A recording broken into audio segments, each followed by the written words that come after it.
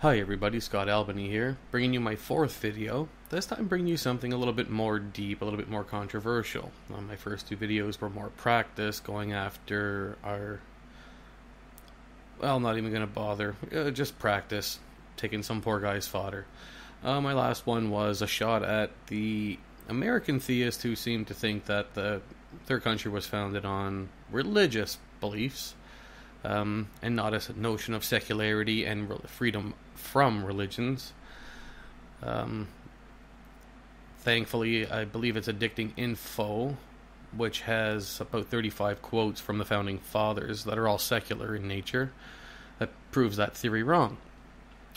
This time, however, I'm going to be addressing some of the issues that have been happening around the world in regards to Paris and other places where the Islamic State factions have been striking. Call them ISIS, ISIL, offshoot, splinter cells, whatever you want to call them. They're fucking nut jobs. Anyways, all the controversy that surrounds this stuff and the political correctness is just maddening. It's frustrating as hell. So I thought I'd do a little quick piece on it and put it out there for you guys to judge and evaluate, like, dislike, bitch about, praise, whatever you feel like. As always, I'm open to critique, good or bad, as long as it's honest. So here's something I put together, and feel free to tell me what you think. This is a call to all peaceful, modern, progressive Muslims around the world. Society needs all of you to be more vocal in your opposition to Islamic terrorists and extremists. The recent tragedies around the world have triggered a huge outcry for an end to this senseless violence being perpetrated by Islamic State factions, be it ISIL, ISIS, or whatever they're calling themselves. A part of the problem is that the response to this hasn't been properly focused in society, and I feel, personally, that this is mainly due to the media and politicians and celebrities picking a left or right side, or a political side, personal agenda of their own, and muddying up the waters. And unfortunately, in those muddied waters, we have the socially ignorant and the radical fringes making it even worse. This all added together makes it very hard to understand what's going on. As a result, the arguments and discussions that we need to be having, that need to be taking place on all levels of society, are being stalled by this stupidity and ignorance and these PC agendas. We can't spend all of our time attacking the wrong people for the wrong reasons, nor can we spend all of our time trying to find a way to delicately say that Islam, like most other religions, has a lot of bad ideas, and that many of these ideas are detrimental to our advancement as a society. Almost every religion is based on bad ideas, and this is in large due to a combination of the fear and ignorance of the populations during harsh times, and the greed and power lust of evil men who have some influence and control it during these times. Social evolution has caused many societies and cultures to abandon a great deal of these outdated superstitions and cruel doctrines. Over the centuries, as understanding of how our natural world works was discovered, we started losing the need for extraordinary explanations for natural events. But of all the faiths still being practiced today, that has the most harmful ideas still in practice today, it has to be Islam. Now, the scope and scale of which the radicals of this faith adhere to the Quran and the Hadith's outdated messages is scary.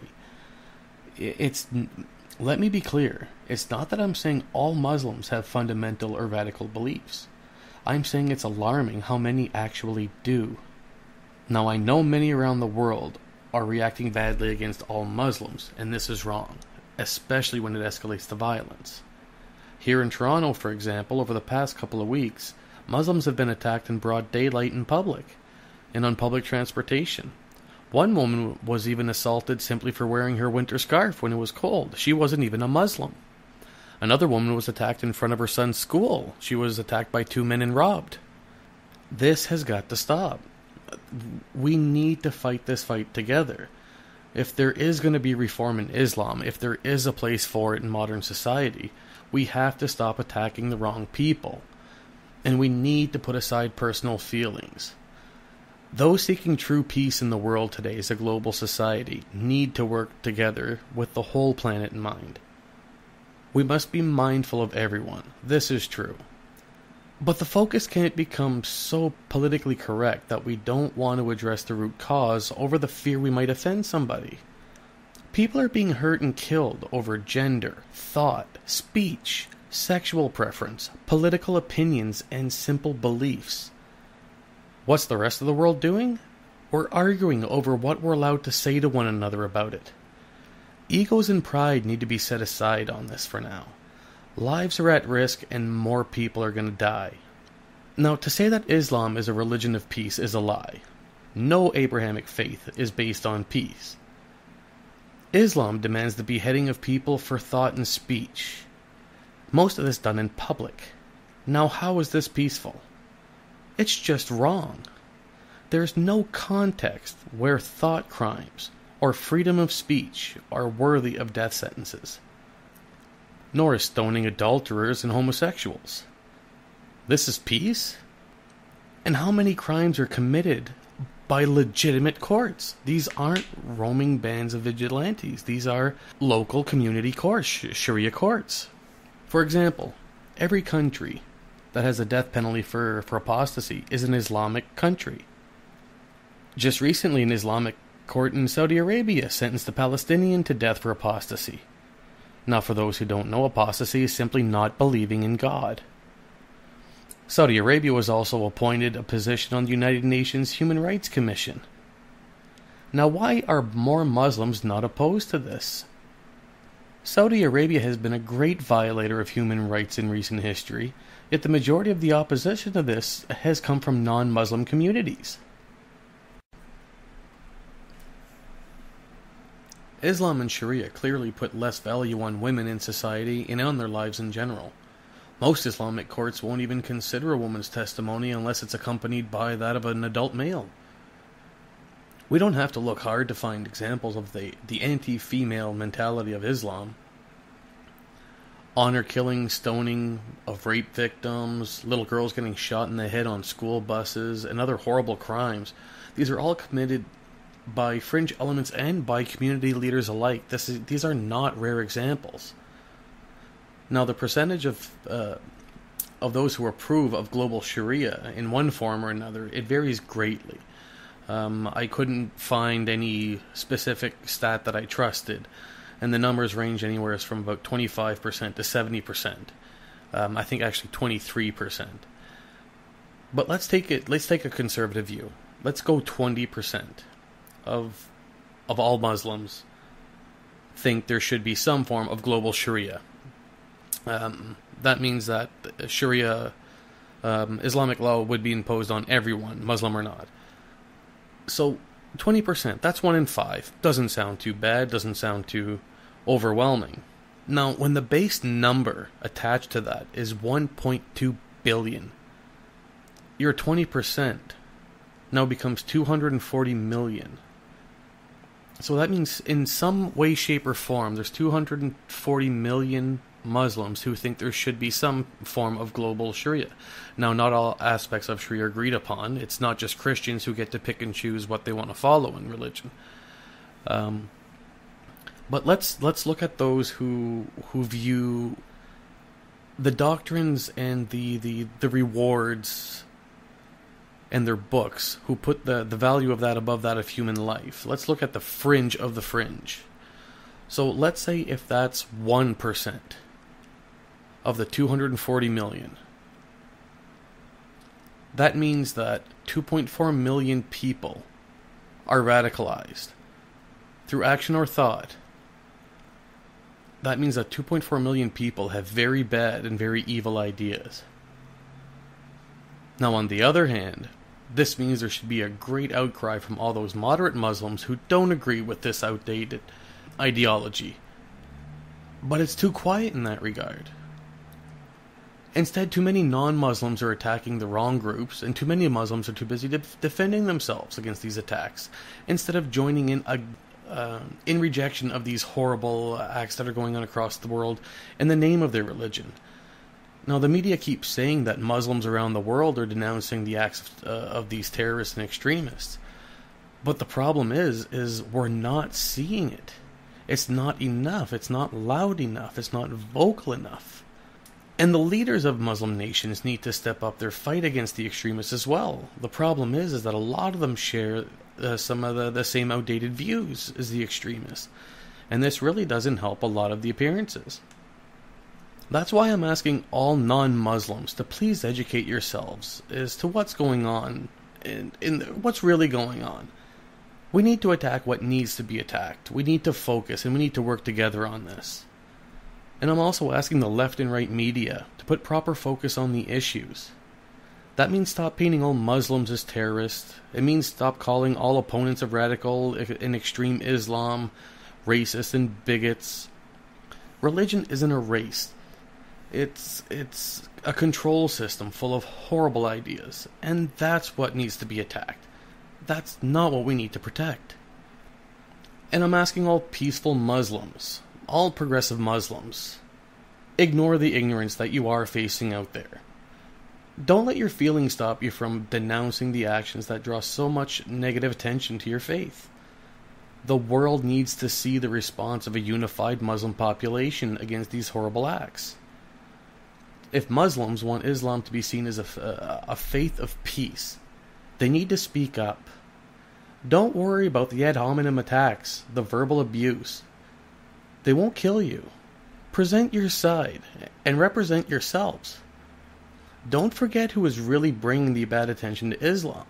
It's those committing the atrocities in the name of Allah, not those victimized by radical Islam or its agents. Please, let your voices be heard. Once the world sees the majority of Muslims criticizing outdated bad ideas that the rest of the world had left behind centuries ago, and maybe in some cases, perhaps maybe decades ago, but they'll start viewing Muslims differently. Although all major religions are outdated and ancient control systems, they're all lacking any real moral code or ethical guidelines. Most of them have matured to a certain degree. Now, unfortunately, Islam has just fallen behind in that regard, but it really needs to catch up. How many religions still kill people for crimes with no measurable harm and no identifiable victim? Yes, there are some Christians who still believe homosexuality should get the death penalty, and we as a civilized society harshly criticize and ridicule these people for having such stupid beliefs. The same must be done in kind to all of those who have these outdated beliefs, in Islam or other faiths. People are willing to kill and die for these bad ideas, and we're supposed to be careful not to offend anyone when we talk about why these people will die for these ideas? Seriously? If they can blow themselves up and we can't talk about why they're blowing themselves up, we've already lost this fight. Bad ideas must be identified in society. They must be discussed. They must be documented properly and quickly discarded. As an evolved global society, we must be able to discuss the unpleasant things in life in order to make life better. Egos can get bruised, and when it gets really bad, feelings are going to get hurt. But focus is key here. Place yourself in the grand picture of where you belong on a global scale. If someone dies, and your reaction is to become upset because how other people are reacting to the death, you're doing it wrong. You should be asking yourself, why did that person die, and how can we stop it from happening again? That's what everyone should be doing. Life is the most precious thing we can come across in our universe. Why? It's not because some book says it is, or because of the divine life it promises us after we're done with this life. It's special because it's so limited. We know how short it is. Outdated rules of social control systems don't have a place in a society that has empathy hard-grained in it from the centuries of evolution it's gone through. As the world grows in knowledge, it shrinks in size. The more we know, the better we are.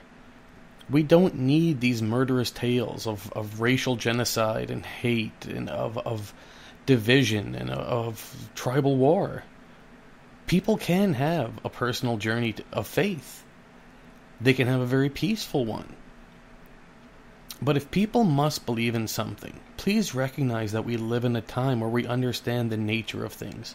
We don't need to put the made with magic sticker on everything. People don't have to resort to hate-filled doctrines or horrible dogmatic laws to have a personal relationship. And you don't have to force it upon anyone in this society. Keep it to yourself. Keep it in your homes. Keep it in your churches. If your religion demands absolute faith by all or else, your religion is wrong, and it must go for the better of society. There is a message of peace that can be found in religion, but it's like the core of a big old aged onion.